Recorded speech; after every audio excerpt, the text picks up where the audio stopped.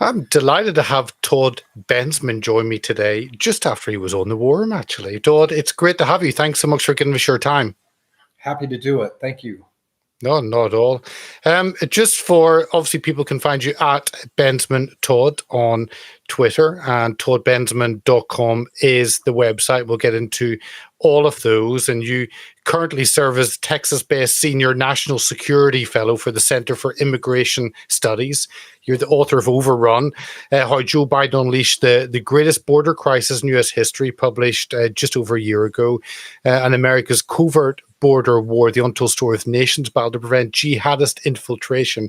I would love to talk to you just on that book, but I'm going to keep it wider on immigration.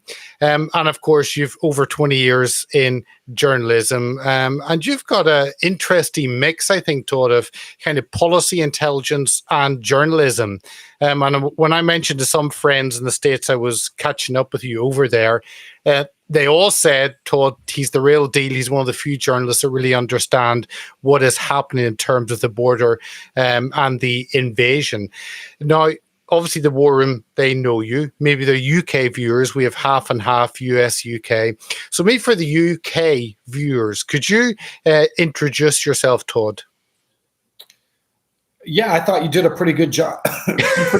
There. But yeah, I work for a think tank out of DC that deals with immigration. I, prior to that, had a full career as a newspaper reporter for 23 years. Well, that's my main background. I've got a undergraduate and graduate degree in journalism. And then when I finished my journalism career, I was recruited to join the Texas Department of Public Safety, which is the big state police agency here in Texas, to work in their intelligence division, which I did for another 10 years after that. So I definitely, and then I have another master's degree in Homeland Defense and Security from the Naval Postgraduate School. So I have that kind of a hybridized background, and now I'm working for a think tank. So I'm kind of bringing it all together in one place, reporting down on the border all the time, down in Central America, all over Mexico, all over our border, to kind of get, a bird's eye view of what's actually happening on the ground. And probably interviewed thousands of immigrants down there over the last few years.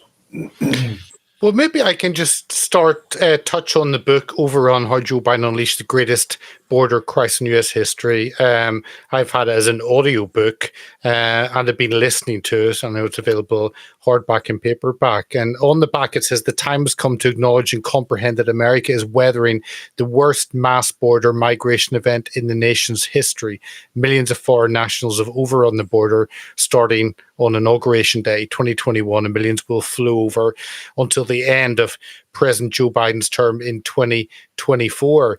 Maybe you can tell me why you wanted to put it together, because it is a comprehensive overview of the Biden administration, actually what they have done in terms of mass immigration. So maybe what led you up to beginning to put pen to paper and actually bringing this book together? Sure. Well, remember, I live in Texas. I've been doing journalism in Texas and Intel.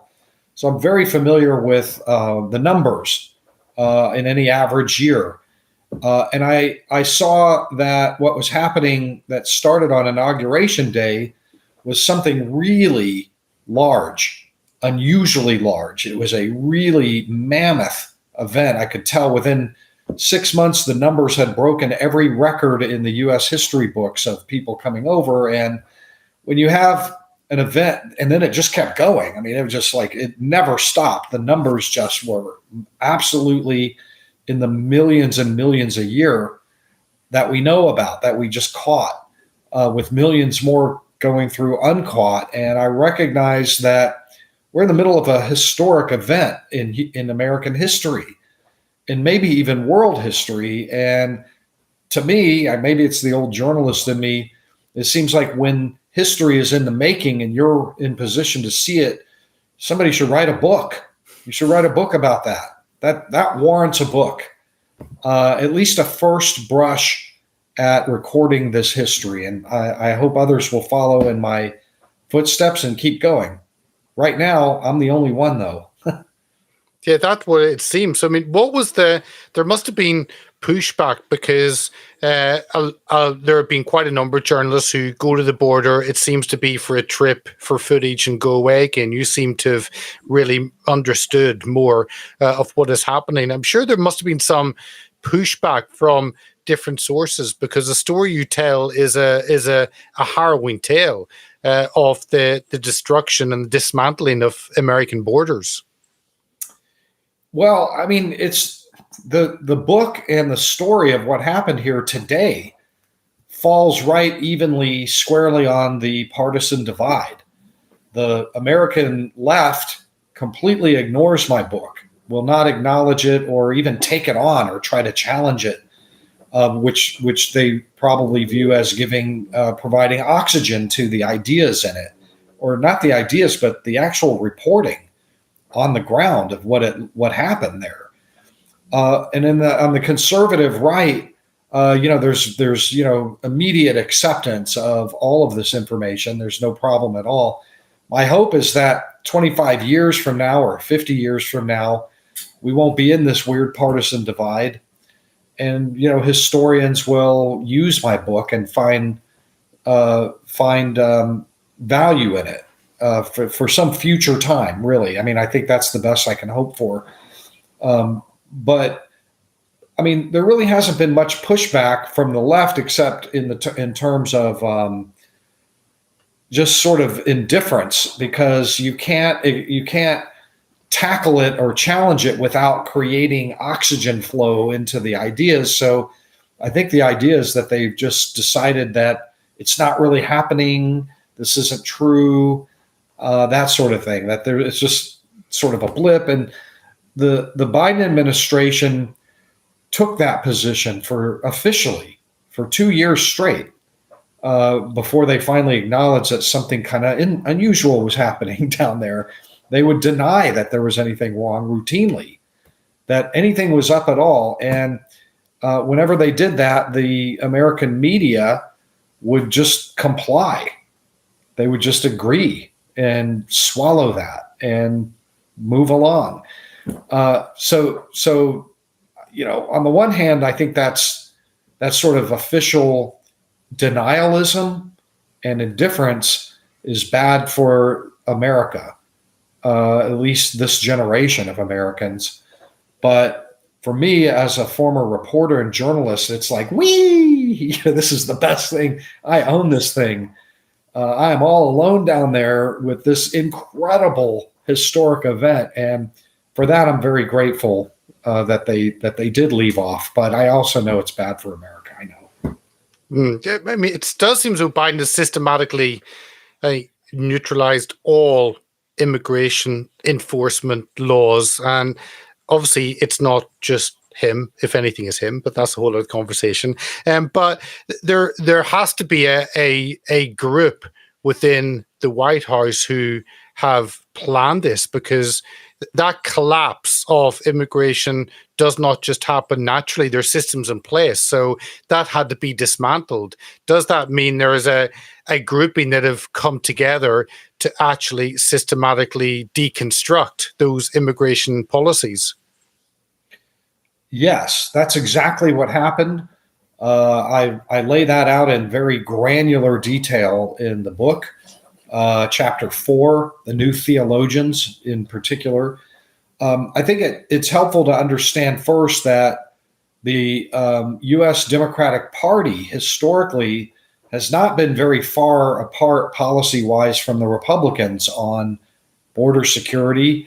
Democrats like Bill Clinton and Barack Obama have always enforced the law to the best that they could, and most definitely did not want mass migration. When mass migration influxes would happen, they were right on it to try to wrestle it to the ground, and they would pass laws. And they understood that the U.S. Legal system is very well equipped and written to prevent mass migration crises. So it's not the traditional Democratic Party, but it's what happened in 2020 was that a liberal progressive faction that is on the far fringes of the traditionalists in the Democratic Party, who rode the coattails in with Biden for various reasons, partly because he curried them. He needed their vote.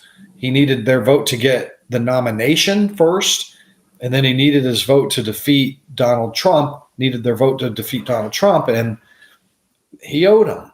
And what they wanted was the immigration portfolio. Those people come from a whole other cut of cloth. They are they have an ideology. I call them the new theologians because it's like a religion.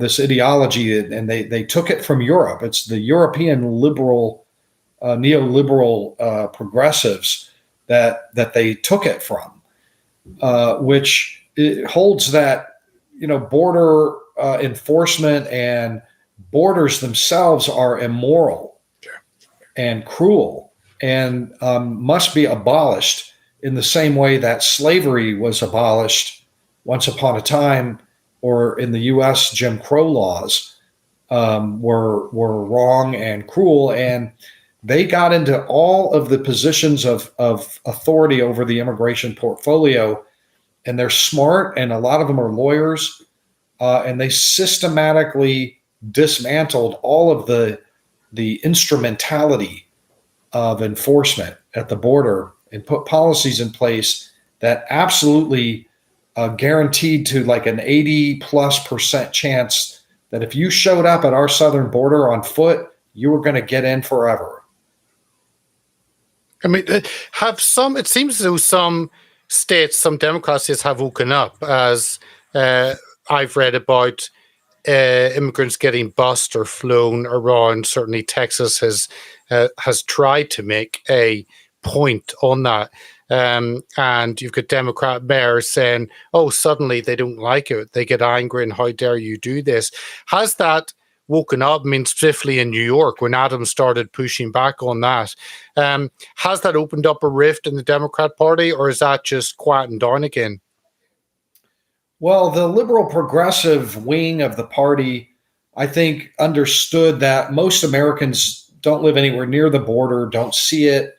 It's see no evil, hear no evil, et cetera. And I think they were relying on that unique circumstance to get away with what they were doing. And as long as they had a compliant traditional media and the president of the United States and all of his chief lieutenants saying it's not happening, there's nothing happening down there, then they could get away with it. And they did for a couple of years, because most Americans aren't down there. They don't understand. It's like, oh, the right-wing media is down there.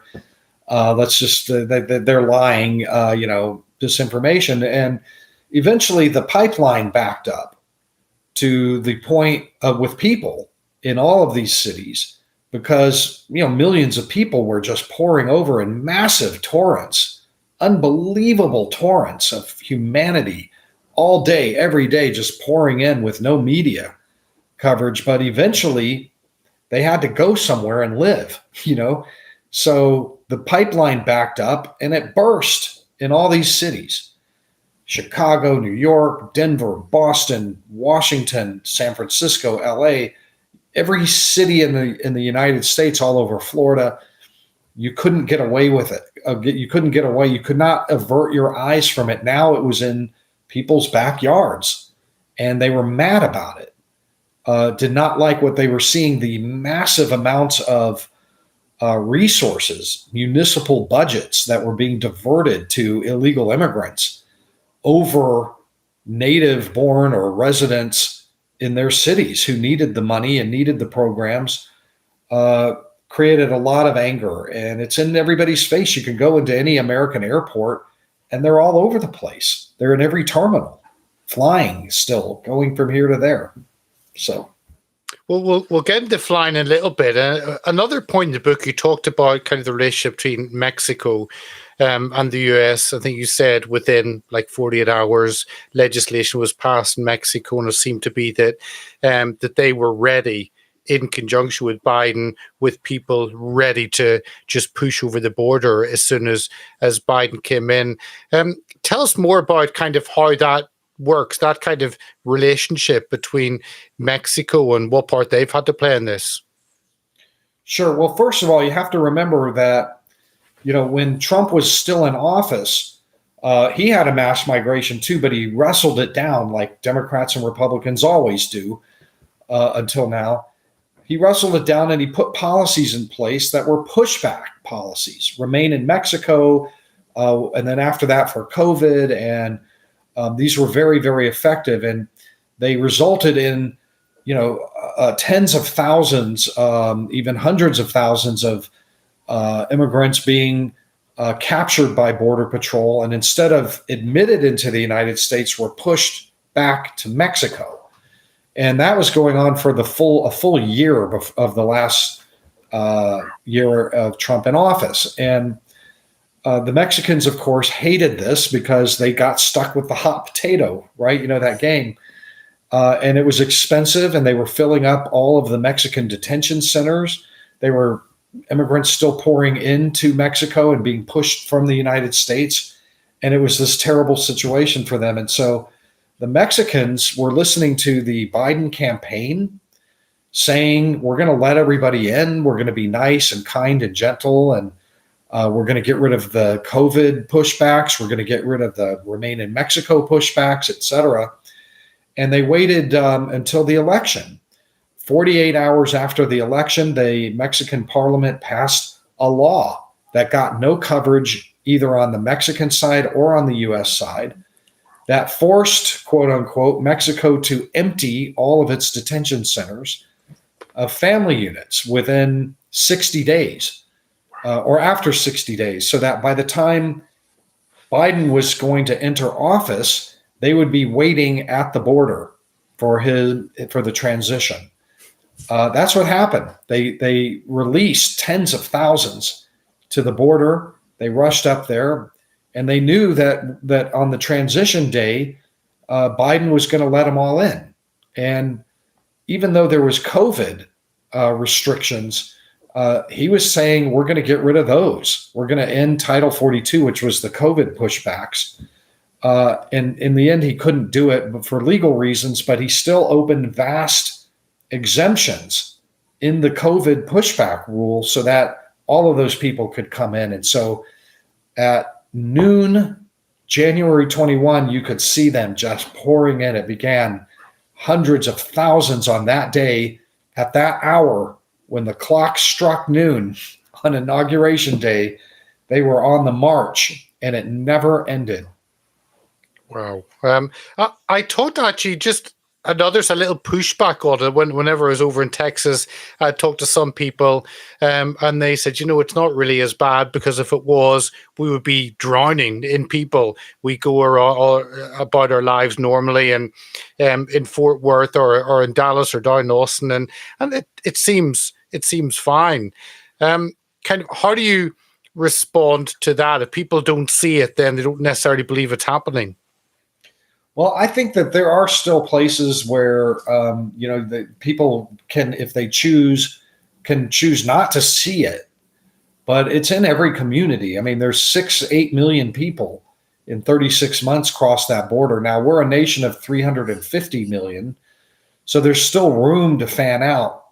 But if you're talking about Fort Worth, I would just point you to their school district, which is absolutely, completely smashed and overwhelmed with migrant kids, and there's no space for them. And Fort Worth is having to pass bond elections that increase taxes to pay for more classroom space and temporary buildings and teachers and all the rest of that. And they can't even close to keep up with it. And I mean, really, any school district in the country is facing something that looks just like that. So Fort Worth is definitely, if you want to see it, you can see it. What's that movie, Don't Look Up, where the big meteor is coming? There were plenty of people that got away for a long time without looking up, and said there's no meteor coming. But they're here, and they're here by the millions, and all you got to do is look up. And I get that maybe if you go down to California, that a Californian government doesn't really care, and happily for its state to be even more destroyed. Where you look at Texas, you expect there to be pushback, and yes, there maybe isn't the wall that was expected, but you'd expect the National Guard troops to be there pushing back. But that doesn't seem to have happened in a way that maybe I naively would have expected as a Brit, thinking, don't worry, Texas have got this. It doesn't seem to be the case. Is that a fair assessment? Yes. I mean, Texas has done more than any other state in the country to get some sort of a control handle on what's happening at the border. But ultimately, as a state, they have no authority whatsoever to actually put policies in place that deter the immigrants from coming through Texas. And what I mean by that is, if you're an immigrant and you cross our border and we let you in, you have to be deported in order to have a deterrent. Like if you spend $10,000 on smuggling fees and you get deported afterwards, and that's a loss, a massive loss, you're in debt. You lost $10,000. You're going to stay home. But Texas hasn't been able to do that because behind them is the Federal Border Patrol, who are under orders to usher everybody that they can get their hands on into the country forever. So if Texas can't deport them and the federal government won't, the federals are going to win out there. I don't mean to diminish what Texas is doing. They're doing a lot of good in other ways. They're catching drug smugglers, lots and lots of them, drug loads, arresting a lot of people smugglers and breaking up stash houses and patrolling, areas where Border Patrol is not there. And with hot helicopters and so they're I think countering a lot of kind of basic criminality from the border crisis, but ultimately they can't really return immigrants or deport them back to their home countries. That's too big of a federal job. Tell us about, because there are two aspects. There's the aspect of governments and how they cooperate and the economic pull and push, but it's also the individuals. And you mentioned at the beginning you had interviewed many of those coming over. But did any of those stand out? Did it surprise you? What were, as you got down the nitty gritty and heard the personal stories, how did that impact you, and what did you take away from that? I mean, in broad brushstrokes, my big takeaway from interviewing literally thousands of immigrants is on their way in, before they get lawyered up or before they're in U.S. control or in custody, that they all are coming because we're letting them in. That's like the big I know it sounds simple, but you'd be surprised at how many, regular Americans can't really get their head around that or just won't believe it, that they're not fleeing something terrible. They're not fleeing criminality. They're not fleeing government persecution. They almost never talk about that. They're coming for jobs and to earn more money and to enhance their lifestyles. They want to adopt the very famous indulgent American lifestyle. They want to live here. We have a lot of space. We have a lot of money. We're giving a lot of money away. You can earn if you want, or if you don't want to earn, you can get on the public welfare system and live very well. So it's very,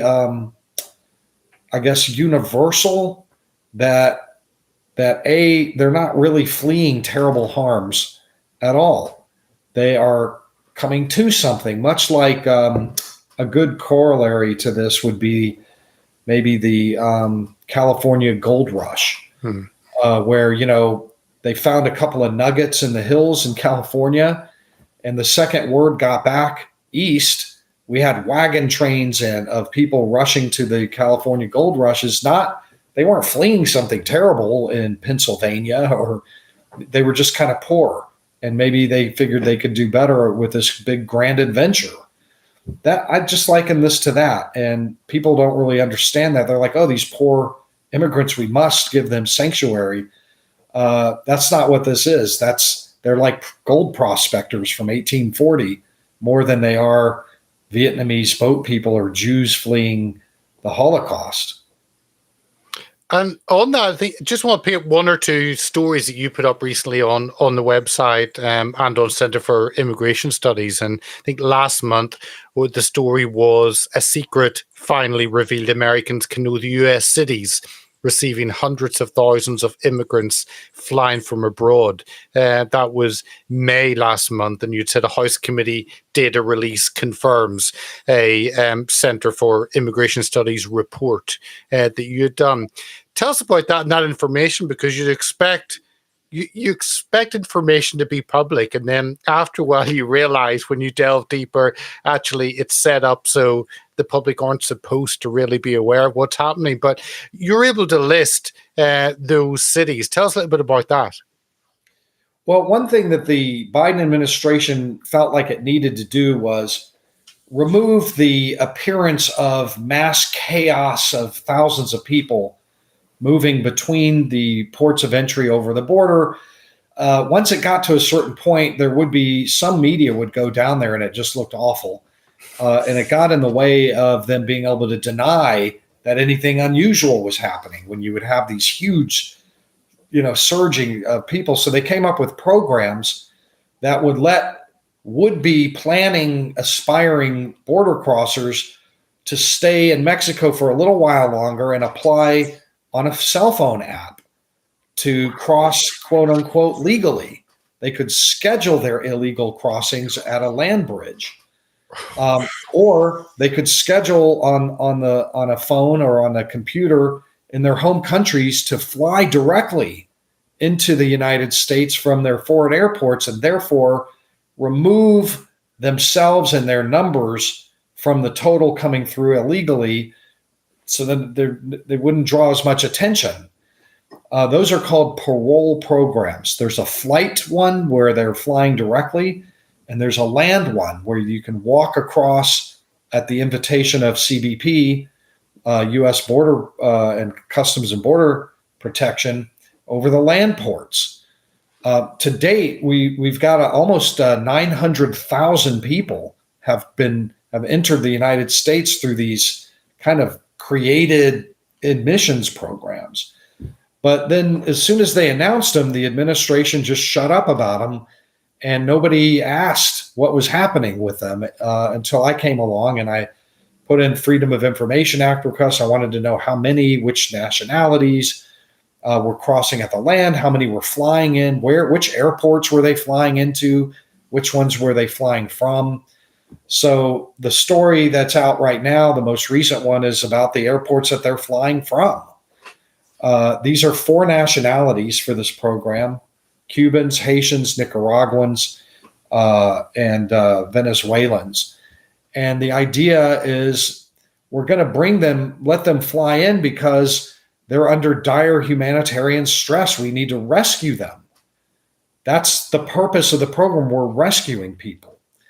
But when I got my hands on the country of departure list, I found that they were authorizing these flights from all over Europe, Germany, France, the UK, Italy, Spain, Iceland, Israel, all of the Gulf states, Australia, from places that could not even remotely be called dangerous or where anybody living there could ever claim a humanitarian need to be to obtain American protection and sanctuary. So this just kind of gives lie to all of the way that they are justifying this thing, this huge admissions program by air, that you need to escape from Japan. You're a Cuban and living in Japan, and you have to escape from Barbados and Aruba and the Virgin Islands, all these kind of vacation spots, these beautiful jewels of, vacation wonderlands, is just absurd. Nobody who knows this information could possibly now accept what the administration is saying about that program, or even about the one where they're crossing the land bridges too. Well, we had the same issue in Europe where everyone wanting to get to the UK, despite being in safe country after safe country after safe country in Right. Europe. So we had the same issue. Right. The whole thing, asylum there and here is just a complete bogus lie. All of it is just, there is no practical use. Nobody coming to these countries is really looking for asylum. They're using the asylum system to just get in. And then it's like, deport me. I dare you. Track me down and deport me. And of course, there's no will to do deportations in liberal governments like the Biden administration. There's none at all. And they all know it. Or the UK, we don't deport either. We just bring people in. So you talked about the phone app, and you talked about disagreement. This isn't agreements with NGOs. This is agreements with countries on how to actually bring illegals back and forward. Can you rephrase the question, or what? So you talked about the phone app that people can actually go on, and then they can organize it ahead. And you talked about coming from safe countries. Is this movement, is this organized by governments, you seem to say, or is it NGOs? Right. Well, most of it is self-propelled. But it's informed self-propulsion. So, the United Nations has established networks of support all along way stations, all along the illegal immigrant trails in Latin America and also in Europe. They're everywhere. Food, clothing, shelter, transportation, medical, whatever you need along the route. These organizations, the United Nations, UNHCR, IOM, and many other UN agencies, as well as, hundreds of NGOs have gotten in on the action too. Almost all of it is in the U.S. is funded by the U.S. State Department and taxpayers. I think most Americans don't really understand that the facilitation is that they're funding the facilitation of all of this.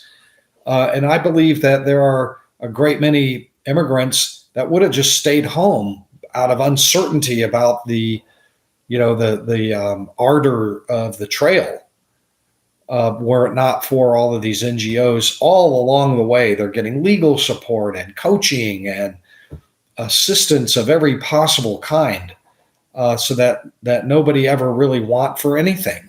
And that's got to play on, the decision-making process to leave home. Of course it does. It's also the mass economic hit, but it's also the terrorist side. And again, you've put a post up about the recent arrest of the Tajikistani border crossers for terrorism, and commented that you had actually testified before Congress on this last year about terrorist entry through the southwest border. Tell us about that. Wasn't on my radar at all. Do you want to fill us in a little bit on that?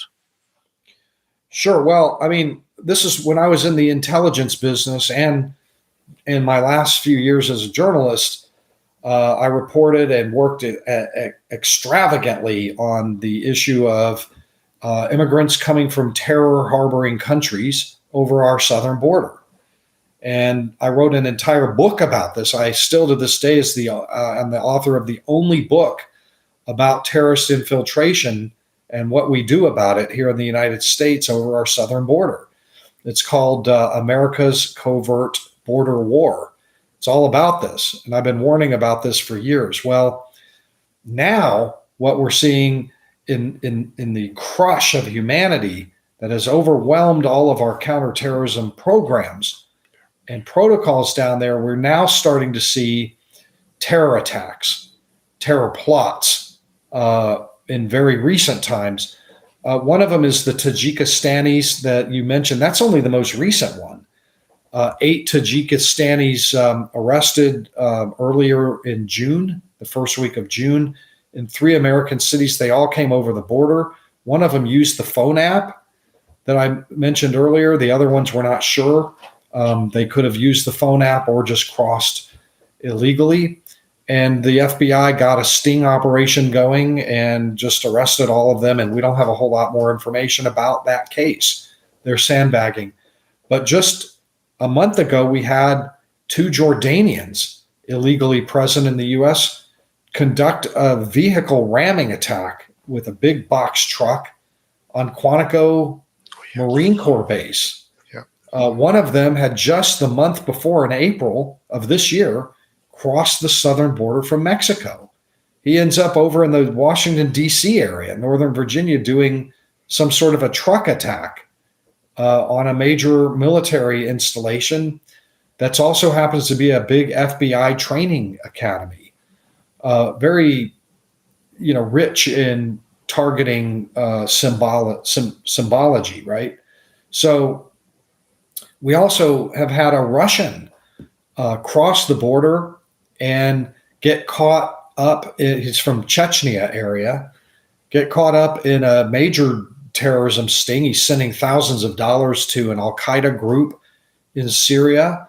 The FBI said that they believe that had they not arrested him in January of this year, I'm sorry, I think it was in 2022, they arrested him, that he would have gone kinetic, or they thought he may go violent himself, operational, not just sending money.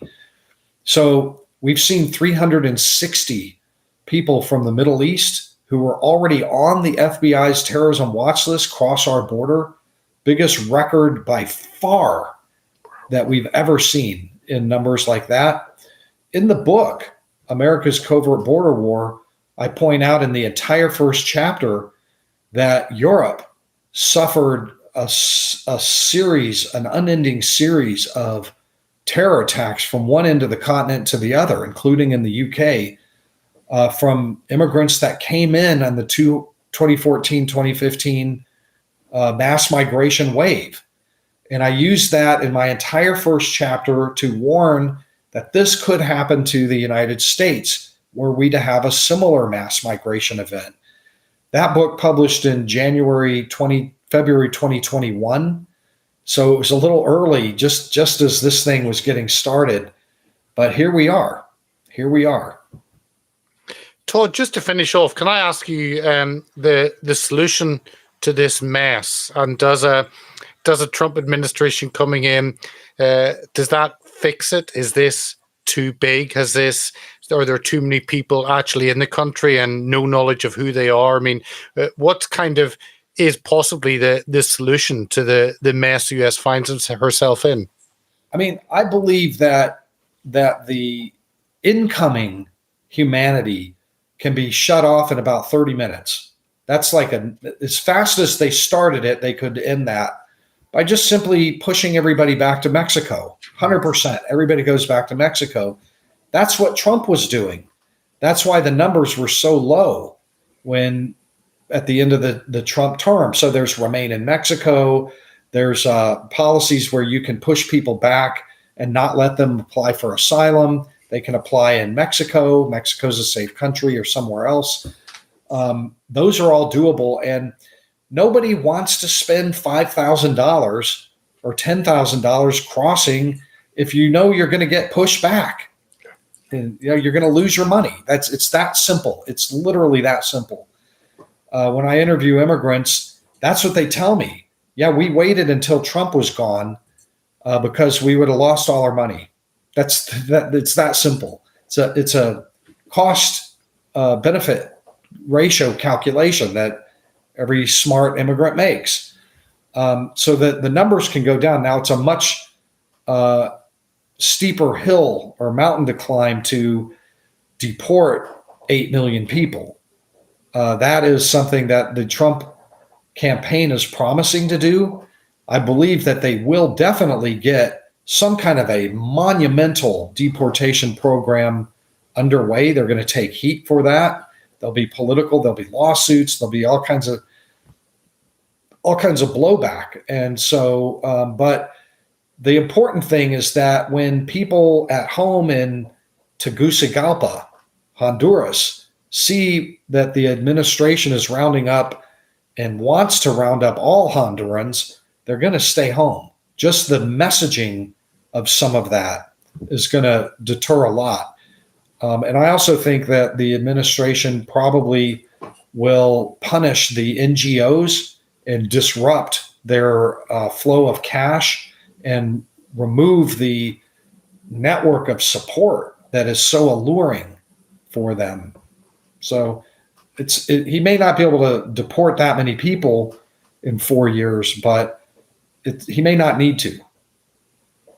Todd, I really appreciate you coming on. Immigration is certainly the big topic, even here in the UK, in our election 3 weeks away, as it is over with you for November. I think the best place is obviously the books, all the links are in the description. People can follow you on Twitter, but I think certainly go to the website, toddbensman.com, and people can sign up to your newsletter. I think that's probably the best way of keeping in contact with the information you're putting out. Yes, that's right. Awesome. Well, Todd, thank you so much for coming on today and sharing your experiences on this huge issue. Thank you, and good luck over there in Europe. You know, a couple of years ago, they arrested 5 Tajikistanis there plotting to blow up U.S. Military installations in Germany. Yeah, it's the same struggle we face all across the West, but thank you certainly for highlighting this.